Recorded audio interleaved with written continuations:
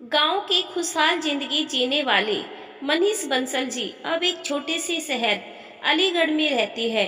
उनका एक छोटा सा खुशहाल परिवार है। उनके घर में उनकी पत्नी, उनका बेटा दीपक, उनकी बहू पूनम और 9 वर्ष का पोता साहिल रहती हैं। आज उनके बेटे दीपक के कमरे से बहुत तेज आवाजें आ रही थी। शायद दीपक और पूनम में किसी बात को लेकर बहस हो रही है। मनीष बंसल जी और उनकी पत्नी ड्राइंग टेबल पर बैठकर चाय पीते हुए दीपक के कमरे से आते शोर की सुनने की कोशिश कर रहे थे, पर उन्हें कुछ समझ में नहीं आ रहा था। थोड़ी देर बाद ध्यान से सुनने पर उन्हें पूनम की आवाज सुनाई दी, जो दीपक से बोल रही थी कि मैं अब यह सब और बर्दाश्त नहीं कर सकती। मैं घर संभालूं, बच्चों को संभालूं या तुम्हारे बूढ़े माँ बाप को संभालूं। मेरी भी अपनी कोई जिंदगी है या नहीं? और हमारे पास इतने पैसे भी तो नहीं है जो उनकी देखरेख के लिए नौकर रख सके। तुम उन दोनों को वृद्ध आश्रम भेज दो। जब तुम्हारा मन हो उनसे मिल लिया करना जाकर, और जब उनका मन हो वे यहाँ आ जाया करेंगे मिलने। पूनम की बात सुनकर मनीष बंसल जी और उनकी पत्नी की आंखों से आंसू बह रहे थे। और मनीष बंसल जी उन दिनों को याद कर रहे थे जब दीपक बहुत छोटा था। कैसे मनीष बंसल जी ने मजदूरी करके दीपक की परवरिश की, खुद की इच्छाओं का गला घोटकर दीपक की हर इच्छा, हर ख्वाहिश पूरी की, अच्छे स्कूल में पढ़ाया। कभी कभी मनीष बंसल जी और उनकी पत्नी अपने घर के खर्च कम करके दीपक की स्कूल की फीस भरते थे। खुद भूखे रहते थे पर दीपक को अच्छे से खाना देते थे।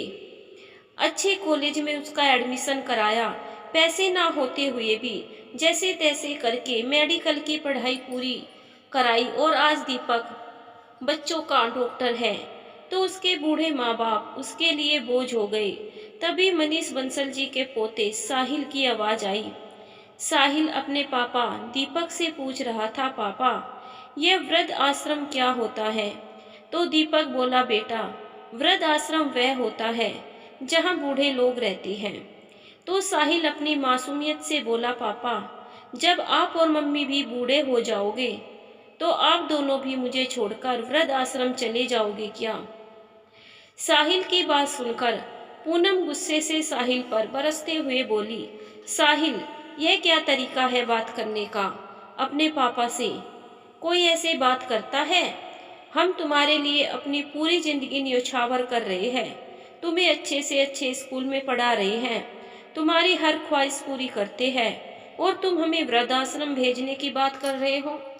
साहिल पूनम के गुस्से से थोड़ा सहम गया था और डरते हुए धीरे से अपने पापा से बोला, पापा क्या दादी दादू ने आपको अच्छे स्कूल में नहीं पढ़ाया? क्या उन्होंने आपकी कोई इच्छा पूरी नहीं की? क्या उन्होंने अपनी जिंदगी आपके लिए नहीं जी? साहिल की बात सुनकर दीपक अपने बचपन की यादों में खो गया। दीपक उन दिनों को याद कर रहा था जब दीपक बहुत छोटा था और बड़ी गाड़ियों को देखकर उनमें बैठकर घूमने की जिद किया करता था। तो मनीष बंसल जी दीपक को यह कहकर समझा देते कि जब तुम पढ़ लिख के बड़े हो जाओगे और तुम अच्छी नौकरी करोगे तो तुम भी बड़ी गाड़ी लेना और हमें उसमें घुमाना। मेरे पास तो साइकिल है, अभी इसी में घूम ले। पूरा दिन मजदूरी करने के बाद थकने के बावजूद भी मनीष बंसल जी हर रोज शाम को दीपक को साइकिल पर घुमाते। हर त्योहार पर जब दीपक नए कपड़े लेने की जिद करता तो मनीष बंसल जी और उसकी पत्नी खुद पुराने कपड़े पहनते पर दीपक को उसकी पसंद के नए कपड़े दिलवाते। यही सारी बातें याद करके दीपक की आंखों से आंसू छलक आए।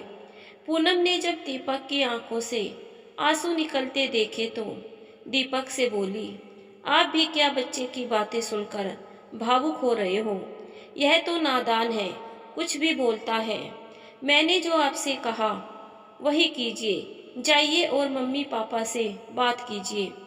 पूनम की बात सुनकर दीपक गुस्से से पूनम पर बरस पड़ा, यह कहते हुए कि साहिल बच्चा है, नादान जरूर है पर ना समझ नहीं। जो बात एक बेटे की माँ होने के बाद तुम्हें समझ नहीं आई, वह इस बच्चे को समझ आ गई।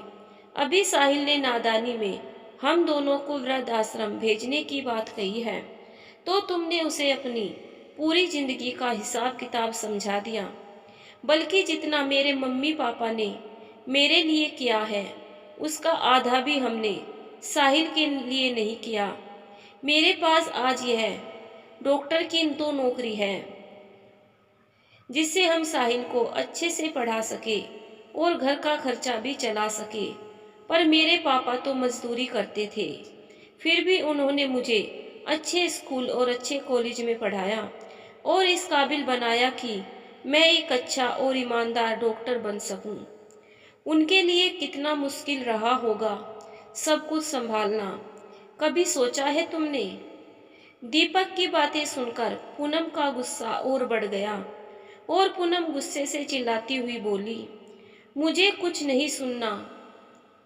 किसने किया किया और क्या नहीं किया, मैंने तुमसे कहा है वही करिए बस। पूनम की बात सुनकर दीपक बोला, अगर मेरे मम्मी पापा की जगह तुम्हारे मम्मी पापा होते तो क्या तुम उन्हें वृद्धाश्रम भेज देती? तो पूनम बोली, मेरे मम्मी पापा ने अपनी जिंदगी में इतना कमाया है कि अपना खर्चा वह स्वयं उठा सके और अपनी देख रेख के लिए एक नौकर रख सके। तो दीपक बोला, अगर तुम्हारे मम्मी पापा के पास पैसा है तो मेरे मम्मी पापा के पास उनका बेटा है जो उनका ध्यान रख सकता है। मैं मम्मी पापा को कहीं नहीं जाने दूंगा, तुम्हें जो करना है करो। दीपक और पूनम की लड़ाई बढ़ती देख मनीष बंसल जी और उनकी पत्नी ने वृद्धाश्रम जाने का फैसला ले लिया और अपने कमरे में चले गए अपना सामान लेने के लिए। मनीष बंसल जी और उनकी पत्नी अपना सामान लेकर बाहर आ गए। साहिल ने उनसे पूछा, दादी दादू आप दोनों कहीं जा रहे हो क्या? तो मनीष बंसल जी बोले, हाँ बेटा। तो साहिल बोला, मैं भी आप दोनों के साथ चलूँगा। तो मनीष जी बोले, नहीं बेटा, तुम अपनी मम्मी पापा के साथ रहो, हम जहाँ जा रहे हैं वहाँ तुम हमारे साथ नहीं रह सकते। तो साहिल बोला, आप कहाँ जा रहे हो? जैसे ही मनीष जी ने कहा वृद्धाश्रम, तभी दीपक आ गया और बोला, नहीं मम्मी पापा, आप दोनों कहीं नहीं जाओगे। तो दीपक की मम्मी बोली, नहीं बेटा, तू हमें जाने दे, हमारी वजह से अपनी जिंदगी खराब मत कर। तो दीपक बोला, मम्मी, माँ बाप की वजह से कभी बच्चों की जिंदगी खराब नहीं होती, बल्कि जिंदगी बनती है। और आप दोनों कहीं नहीं जाएंगे, हमेशा मेरे पास यहीं पर रहेंगे। दीपक पूनम की ओर देखता हुआ बोला, जिसे जाना है वह जा सकता है। दीपक की मम्मी ने दीपक को डांटते हुए कहा, यह तुम क्या कह रहे हो?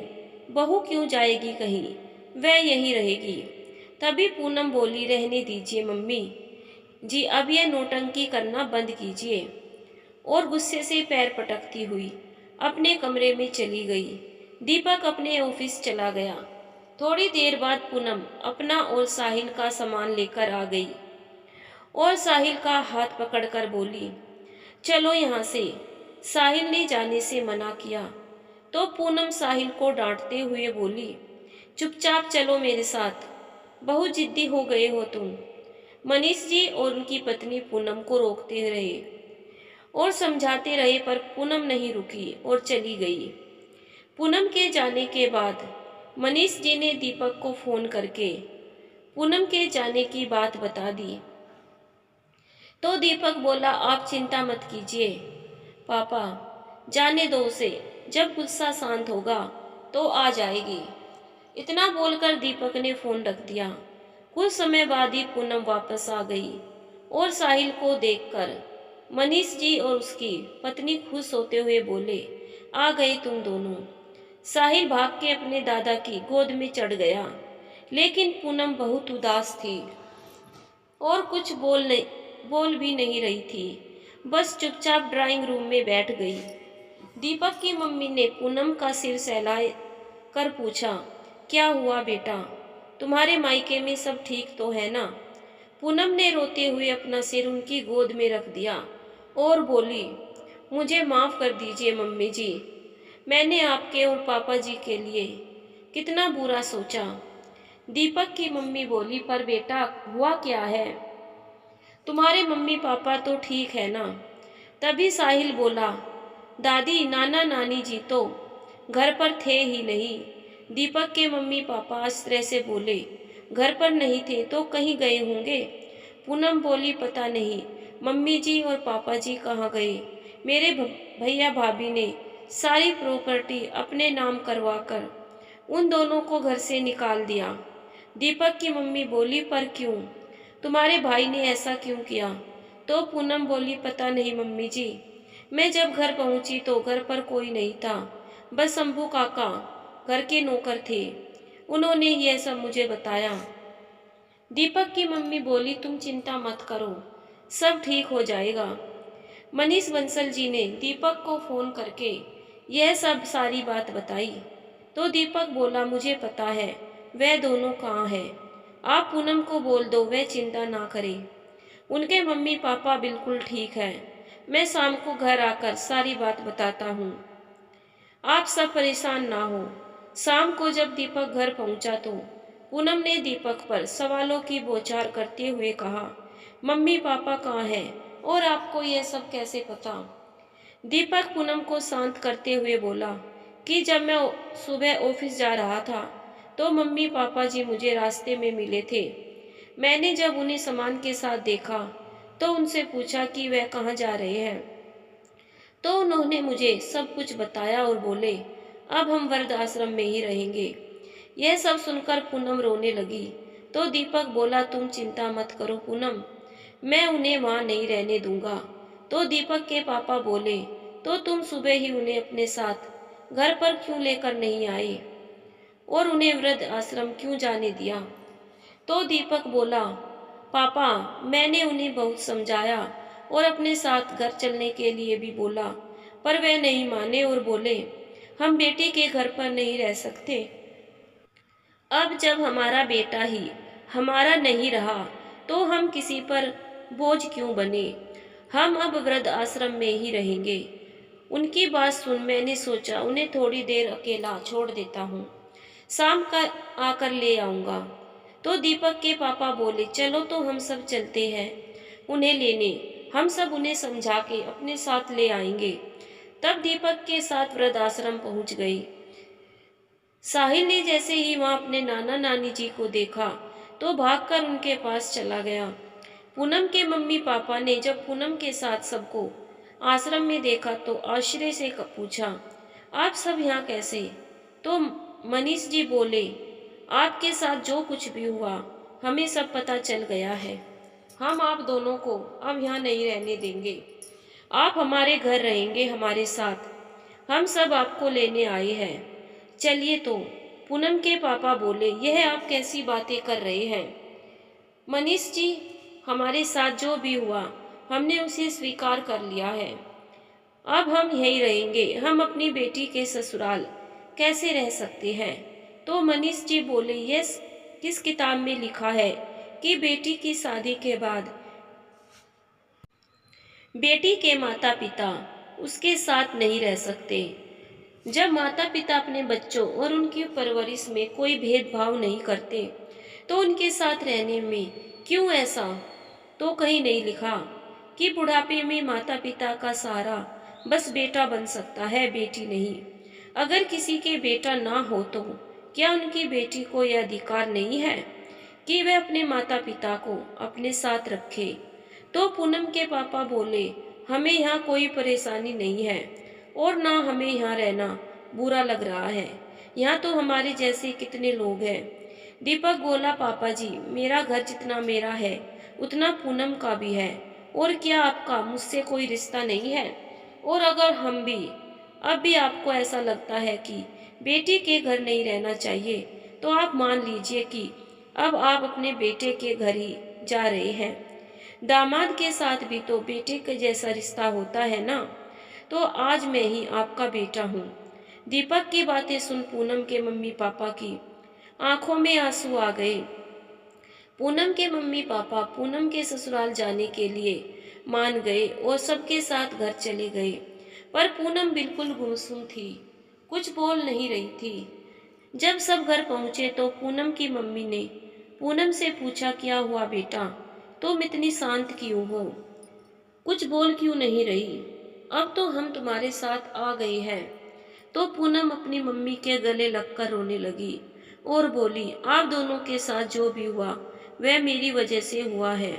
पूनम की मम्मी ने पूनम का सिर सहलाते हुए आश्चर्य से पूछा, यह तुम क्या बोल रही हो? और पूनम को खुद से अलग करते हुए बोली, क्या हुआ बेटा, साफ साफ बताओ। तो पूनम ने अपने मम्मी पापा को वह सारी बात बताई जो उसने आज सुबह दीपक से बोली थी, अपने सास ससुर के बारे में।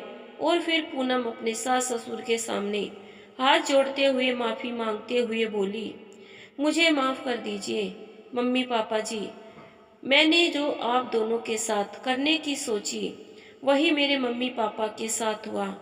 पूनम की बातें सुनकर पूनम के मम्मी पापा की आंखों में आंसू आ गए। बात को संभालते हुए दीपक की मम्मी बोली, तुम भी क्या बात लेकर बैठ गई पूनम बेटा, घर में ये छोटी छोटी बातें तो होती रहती है, ऐसी बातों को दिल में नहीं लेते, हम भी सब भूल गए हैं, अब तुम भी भूल जाओ। तभी दीपक बोला, हाँ पूनम, मम्मी ठीक कह रही है, और हमारे मम्मी पापा कितने समय के बाद घर आए हैं और तुम ये सब बातें लेकर बैठ गई। अब जाओ जाकर खाना बनाओ, सबको भूख लगी है। पूनम खाना बनाने चली गई और दीपक भी अपने कमरे में चला गया। साहिल अपने दादा दादी जी और नाना नानी जी के साथ ड्राइंग रूम में बैठ गया था। साहिल आज बहुत खुश था, उसके नाना नानी भी उसके साथ रहने वाले थे। साहिल ने अपने दादा दादी से पूछा, दादाजी वहाँ आश्रम में कितने सारे लोग थे, क्या उन सबके पास घर नहीं है, क्या उन सबके पास बच्चे नहीं है, सब आश्रम में क्यों रहते हैं? तो साहिल के दादाजी बोले, बेटा उन सबके पास घर भी है और उन सबके पास बच्चे भी हैं, पर वह सब अपने बच्चों पर बोझ बन गए थे, तो उन सबके बच्चों ने उन्हें घर से निकाल दिया। जब बच्चे बड़े हो जाते हैं तो माँ बाप को बोझ समझने लगते हैं। तो साहिल बोला, तो दादाजी उनके बच्चे भी उनके साथ यही करेंगे क्या? तो साहिल के दादाजी बोले, हाँ बेटा, बच्चे जो माँ बाप के साथ करते हैं वही उनके साथ भी होता है, पर फिर भी लोग इस सच्चाई को नहीं अपनाते, अपनी गलती नहीं सुधारते। साहिल और कुछ बोलने ही वाला था कि तभी दीपक की आवाज़ आई, साहिल अगर तुम्हारे सवाल जवाब हो गए हो तो अब खाना खा लो। दीपक ने साहिल के साथ सबको खाने पर बुला लिया। अब दीपक और पूनम की जिंदगी में सब कुछ ठीक चल रहा था। साहिल भी बहुत खुश था कि अब उसके दादा दादी जी के साथ साथ उसके नाना नानी जी भी उसके साथ रहते हैं। समय यूं ही गुजरता गया। एक दिन पूनम के पास उसके भाई का फोन आया। फोन सुनते ही पूनम बहुत हैरान परेशान हो गई। तो पूनम की मम्मी ने उससे पूछा कि क्या हुआ पूनम, किसका फोन था? पूनम बोली, मम्मी भाई का फोन था। अनन्या, पूनम की भाई की बेटी, सीढ़ियों से गिर गई है और उसे काफी चोट आई है, वह हॉस्पिटल में है। पूनम की मम्मी बोली, कौन से हॉस्पिटल में है, चलो मुझे वहाँ ले चलो। तो दीपक बोला, आप ही क्यों मम्मी जी, हम सब चलेंगे आपके साथ। सब पूनम और दीपक के साथ हॉस्पिटल पहुंच गए। पूनम की मम्मी जैसे ही अनन्या के पास बैठी, अनन्या उनसे निपट गई और रोते हुए बोली, दादी आप और दादाजी मुझे छोड़कर कहाँ चले गए थे? देखो ना मुझे कितनी चोट लग गई, मैं सीढ़ियों से गिर गई। आप और दादाजी अगर घर पर होते तो मुझे कभी नहीं गिरने देते। आप दोनों मेरा कितना ध्यान रखते थे, कभी मुझे कुछ नहीं होने देते थे। मुझे आप दोनों की बहुत याद आ रही थी। आप कहाँ चली गई थी दादी? अब मुझे छोड़कर कहीं मत जाना। अनन्या के बोल सुनकर उनकी आंखें नम हो गई। आज अनन्या के मम्मी पापा को भी अपनी गलती का एहसास हो गया कि उन्होंने कितनी बड़ी गलती की थी, अपने मम्मी पापा को घर से निकालकर। अनन्या की मम्मी अनन्या की दादी के पैरों में बैठकर माफ़ी मांगते हुए बोली, मुझे माफ़ कर दीजिए मम्मी जी। मैंने बहुत बड़ी गलती की जो आप दोनों के साथ ऐसा व्यवहार किया। अनन्या के पापा भी अपने मम्मी पापा के आगे हाथ जोड़ते हुए बोले, मुझे माफ़ कर दो मम्मी पापा, मुझे आप दोनों के साथ ऐसा नहीं करना चाहिए था। आप दोनों के घर से जाने के बाद हमें समझ आया कि माँ बाप के बिना घर घर नहीं होता। हमारे पास सब कुछ था, पर आप दोनों की कमी हमेशा खलती रही। हमें माफ़ कर दीजिए और अपने घर चलिए। अनन्या भी आप दोनों को बहुत याद करती थी। यह सारी बातें सुनकर दीपक बोला, आज तुम्हारी बेटी को उनकी ज़रूरत है, तो तुम्हें अपनी गलती का एहसास हो रहा है, वरना एक बार पलट के देखा भी नहीं कि यह दोनों कहाँ हैं। अब मैं इन दोनों को आपके साथ नहीं जाने दूंगा। आप सब इन्हें घर से निकाल ही चुके हो, तो इन्हें भूल भी जाओ। दीपक की बात सुन पूनम का भाई बोला, ऐसा मत बोलिए, हमें यह तो पता चल गया था कि मम्मी पापा आपके घर पर है। किस मुंह से माफ़ी मांगने आते और क्या बोलते आके कि जब तक आप हमारे साथ थे हमें आपकी कद्र नहीं थी, और आज जब आप हमारे साथ नहीं हो तो हमें आपकी ज़रूरत है। मम्मी पापा का सामना करने की हिम्मत नहीं थी, इसीलिए नहीं आ सके। आज आप सबसे मिलने पर, आज जब गलती का एहसास हुआ तो आप सबसे माफ़ी मांगते हैं। हमें माफ़ कर दीजिए और अपने मम्मी पापा से भी माफ़ी मांगते हैं। घर चलने के लिए बोलने लगे। पहले तो पूनम के मम्मी पापा भी उनके साथ नहीं जाना चाहते थे, पर जब अनन्या ने जिद की तो मान गए उनके साथ जाने को। अब दोनों ही परिवार अपने अपने घर में अपने अपने परिवार के साथ खुशी खुशी रह रहे थे। कुछ समय बाद एक दिन दीपक अपने ऑफिस से घर लौट रहा था। रास्ते में अचानक उसकी गाड़ी के आगे एक बूढ़ी अम्मा आ गई। उन्हें देख दीपक ने गाड़ी रोक दी और हड़बड़ाकर गाड़ी से बाहर निकला। बूढ़ी अम्मा से बोला, आप ठीक तो है ना? आपको चोट तो नहीं लगी? तो वह अम्मा बोली, नहीं बेटा, चोट नहीं लगी, मुझे माफ़ कर दे, मैं एकदम से गाड़ी के आगे आ गई। वह क्या है कि मुझे सही से दिखाई नहीं देता। उन अम्मा के पास कुछ सामान भी था एक बैग में। दीपक ने उनसे पूछा, आप कहीं जा रही हो क्या? चलो मैं आपको छोड़ देता हूँ। कहाँ जाना है आपको? तो वो अम्मा बोली, बेटा मुझे वृद्ध आश्रम छोड़ दो। वृद्ध आश्रम का नाम सुनते ही दीपक ने आश्चर्य से पूछा, वृद्ध आश्रम क्यों माँ जी, आपका घर कहाँ है? तो वह अम्मा बोली, अब मेरा कोई घर नहीं है, जो था अब बेटों का हो गया और अब मैं भी उन पर बोझ बन गई। दीपक को यह बातें सब सुनकर गुस्सा आ गया, पर उसने गुस्से को शांत करते हुए अम्मा से बोला, माँ जी अब तो रात होने वाली है, इतनी रात में कहाँ जाओगी? आप अभी मेरे घर चलो, सुबह आप जहाँ भी जाओगी मैं आपको वहीं छोड़ दूंगा। तो वह अम्मा बोली, पर बेटा ना मैं तुम्हें जानती हूँ और ना तुम मुझे, तो तुम मुझे अपने घर कैसे ले जाओगे? तो दीपक बोला, माँ जी आप मेरी माँ जैसी हो और एक बेटे के लिए इतनी जान पहचान काफ़ी है, चलो आप मेरे साथ। दीपक अम्मा को अपने साथ अपने घर ले गया। जब दीपक उनके साथ घर पहुंचा तो उसने दीपक को आश्चर्य से देखा और दीपक के पापा ने उससे पूछा कि यह कौन है बेटा? तो दीपक ने उन्हें सारी बात बताई। तो दीपक के पापा बोले, यह तूने अच्छा किया जो इन्हें अपने साथ ले आया। रात का खाना खाने के बाद सब उन बूढ़ी अम्मा के साथ ही बैठे थे। बातों ही बातों में उन्होंने बताया उनके दो बेटे हैं। एक बड़ा बेटा तो बाहर कंपनी में काम करता है और तो उसकी पत्नी और बच्चे उसके साथ वहीं रहते हैं, और दूसरा छोटा बेटा टीचर है जो अपनी पत्नी और बेटी के साथ यहीं रहता है। दीपक ने साहिल से कहा, चलो बेटा अब जाओ सो जाओ, सुबह स्कूल भी जाना है, और अपनी अम्मी से बोलो कि आप माँ जी को अपने साथ सुला लेना। साहिल पापा के साथ सो जाएगा। सब अपने अपने कमरे में सोने चले गए। दीपक कुछ खोया खोया सा था। तो पूनम ने उससे पूछा, क्या हुआ, क्या सोच रहे हो?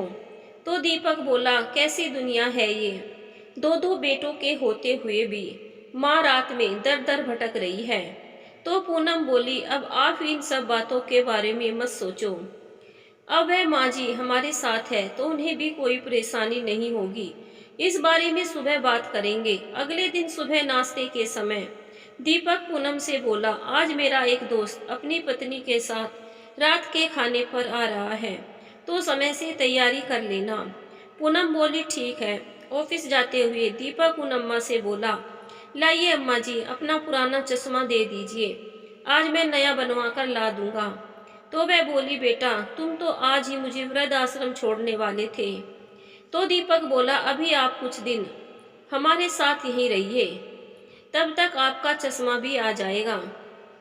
दीपक अम्मा से उनका पुराना चश्मा लेकर चला गया।